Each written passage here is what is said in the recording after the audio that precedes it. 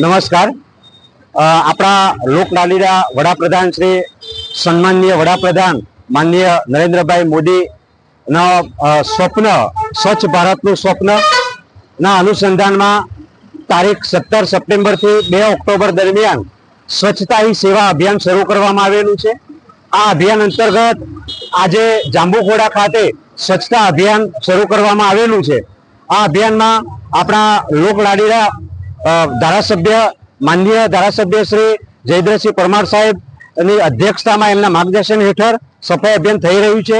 સાથે સાથે ભાજપ મહામંત્રી પંચમહાલ જિલ્લો લાલાભાઈ પણ આપણી સાથે ઉપસ્થિત છે. સાથે સાથે તાલુકા પંચાયત, મામલતદાર કચેરીના પદાધિકારીઓ, પોલીસ સ્ટેશન સ્ટાફ, અહીંની સરકારી વિજ્ઞાન અને વિજ્ઞાન કોલેજના આચાર્યશ્રી, સ્ટાફ, વિદ્યાર્થીઓ, પ્રાથમિક શાળાના બાળકો, શિક્ષકશ્રીઓ, આમ સમગ્ર તાલુકાના વ્યક્તિઓ સાથે મળીને આજે સફાઈ અભિયાન કરી રહ્યા છે.